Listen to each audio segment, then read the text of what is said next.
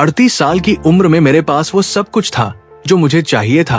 एक प्यार करने वाला पति, 2 खूबसूरत बच्चे और दिल्ली के व्यस्त शहर में एक आरामदायक घर। बाहर से मेरी जिंदगी एकदम सही लगती थी। राज एक अच्छा इंसान था, भरोसेमंद और दयालु, और हमारी शादी हमेशा स्थिर रही थी। लेकिन कहीं न कहीं रास्ते में हमारे बीच की आग बुझ गई थी। हमारी बातचीत बिलों, स्कूल के कार्यक्रमों और किराने की सूची के इर्द गिर्द घूमती थी। अंतरंगता एक विचारहीनता बन गई थी जो त्वरित पूर्वानुमानित क्षणों तक सिमट गई थी, जिससे मुझे हर बार खालीपन का एहसास होता था। मैं पूरी तरह से राज को दोष नहीं दे सकती थी। मैं इस दिनचर्या में ढल गई थी जितना उसने किया था, लेकिन गहराई में मेरा एक हिस्सा अभी भी कुछ और, कुछ रोमांचक, कुछ ऐसा चाहता था जो मुझे फिर से जीवित महसूस कराए। एक शाम जब मैं अपनी सबसे अच्छी दोस्त प्रिया के साथ उसके आरामदायक लिविंग रूम में चाय की चुस्की ले रही थी, तो उसने एक ऐसा विषय उठाया जिसके बारे में मैंने पहले कभी नहीं सोचा था। मुझे उम्मीद थी उसने शुरू किया। उसकी आवाज नरम लेकिन गंभीर है। क्या मैं आपसे कुछ पूछ सकता हूं? मैंने उसकी ओर उत्सुकता से देखा। निश्चित रूप से। ये क्या है? क्या आप खुश हैं? वास्तव में खुश हैं? उसके सवाल ने मुझे चौंका दिया। आपका क्या मतलब है? मेरा परिवार बहुत अच्छा है, बच्चे अच्छा कर रहे हैं, और राज एक अच्छा पति है, मैंने स्वचालित रूप से उत्तर दिया। प्रिया ने अपनी आंखें मेरी खोज में लगा दी। ये वो नहीं है जो मैंने पूछा था। मैं एक के रूप में खुश हूं। औरत। मैं स्तब्ध रह गई। समझ में नहीं आ रहा था कि कैसे जवाब दूं। प्रिया, तुम क्या कहना चाह रही हो? वो मेरे करीब झुकी और अपनी आवाज धीमी कर दी। मैं तुम्हें जानती हूं। मैं जानती हूं कि तुम अपने परिवार को कितना देती हो, लेकिन मैं ये भी जानती हूं कि तुम्हारा एक हिस्सा है जिसे नजरअंदाज किया गया है। इनकार मत करो। मैंने बहस करने के लिए अपना मुंह खोला, लेकिन कोई शब्द नहीं निकला। वो गलत नहीं थी। उसने अपनी आवाज सतर्क जारी रखी, लेकिन डेलिब्रेट। कुछ ऐसा है जो मैं आपको बताना चाहता हूं। ये अपरंपरागत है, लेकिन मुझे लगता है कि ये आपकी मदद कर सकता है। ये क्या है? मैंने जिज्ञासा के साथ आशंका से पूछा।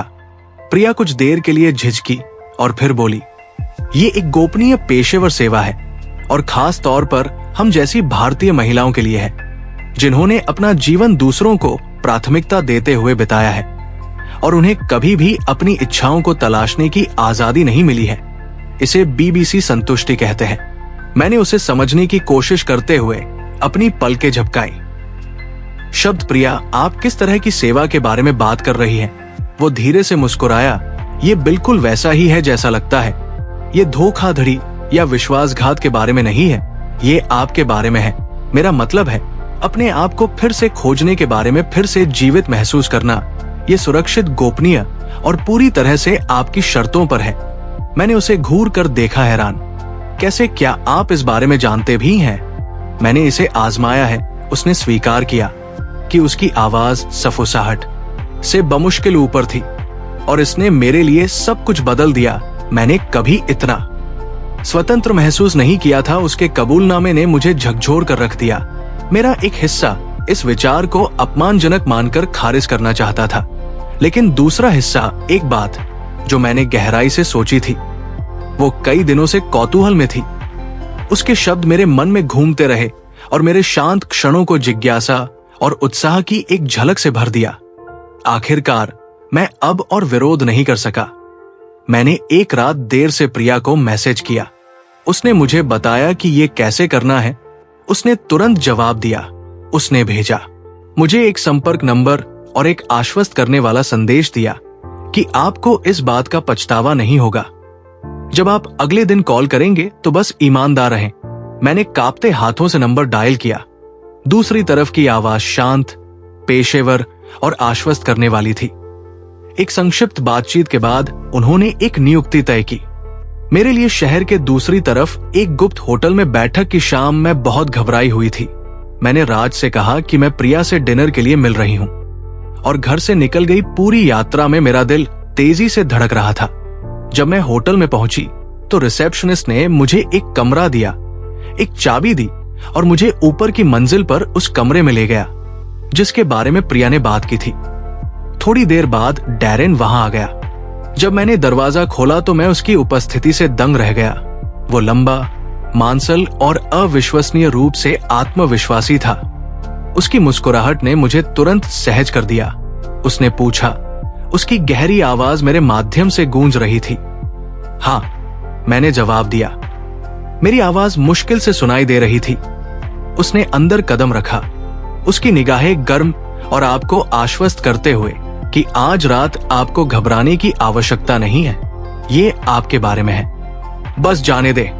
डैरेन की उपस्थिति बहुत ही प्रभावशाली थी। वो जिस सहजता से आगे बढ़े, उन्होंने मुझे अपने शेल्फ से बाहर निकाला। उनका शांत व्यवहार और शांत आत्मविश्वास। जब उन्होंने अपनी शर्ट उतारी और अपनी गढ़ी हुई आकृति दिखाई, शारीरिक बनावट के कारण मैं खुद को रोक नहीं पाई। मैंने वास्तविक जीवन में उनके जैसा आदमी कभी नहीं देखा था। उनके शरीर का हर इंच ताकत और चुंबकत्व से भरा था। जैसे जैसे वे आगे बढ़ते गए, उनका स्पर्श कोमल लेकिन जानबूझकर था। उनकी हरकतें धीमी और उद्देश्यपूर्ण थी। उन्होंने मुझे सबसे सुंदर वांछित महसूस कराया। दुनिया की सबसे खूबसूरत महिला। जब वो क्षण आया और उसने खुद को पूरी तरह से प्रकट किया तो मैं अभिभूत हो गई। मैंने कभी इतनी प्रभावशाली और शक्तिशाली चीज की कल्पना नहीं की थी। जब मैंने उसकी पैंट खोलने के लिए कदम बढ़ाया तो मैं महसूस कर सकती थी कि वो कितना कठोर था। जब मैंने उसकी पैंट को नीचे खींचा, मेरे होठों पर पटक दिया। ये बहुत बड़ा काला था, सड़क मेरे पति के आकार से तिगुनी थी। मैं इसे एक हाथ से पकड़ भी नहीं सकती थी। फिर उसने मुझे लेटा दिया। वो मेरे पूरे शरीर के अंगों से होकर गुजरा। संतुष्टि इससे परे थी। केवल काला आदमी ही ऐसा कर सकता था। जिस तरह से उसने मुझे उस रात नष्ट कर दिया। हाँ, मुझे अभी भी कंपकंपी आती है। मैं अपने पति से झूठ बोलना शुरू कर देती हूँ और हर एक दिन बीबीसी सेवा के लिए जाती हूँ। उनकी शक्ति आश्चर्यचकित थी। जब भी मेरे पति मुझे फोन करते हैं कि मैं कहाँ हूं, मैं उन्हें बताती थी कि मैं अपने दोस्त के साथ पार्टी में हूं या ब्यूटी पार्लर में हूं। लेकिन सच्चाई कुछ और थी। ये बीबीसी का मास था जो मेरे दिमाग को नियंत्रित कर रहा था। उसने मेरे जीवन में पहली बार मेरी आत्मा को संतुष्ट किया। मैं पूरी तरह से स्वतंत्र महसूस कर रही थी। डैरेन ने सिर्फ मेरे शरीर को संतुष्ट नहीं किया, उसने मेरे अंदर कुछ ऐसा जगा दिया जो सालों से हर स्पर्श पर हावी था। हर फुसफुसाहट, हर पल जुनून और देखभाल से भरा था। उसने ये सुनिश्चित करने में अपना समय लगाया कि हर सेकंड मेरी खुशी और जरूरतों के बारे में हो। जब ये खत्म हो गया तो मुझे भावनाओं का मिश्रण महसूस हुआ। राहत, खुशी और सशक्तिकरण की भावना जो मैंने वर्षों में महसूस नहीं की थी। डैरेन मुस्कुराया जैसे ही उसने अपने विदाई के शब्द मेरे दिमाग में छोड़े।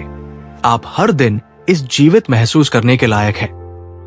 जैसे ही मैंने अपना घर बनाया, मैं मुस्कुराना बंद नहीं कर सका।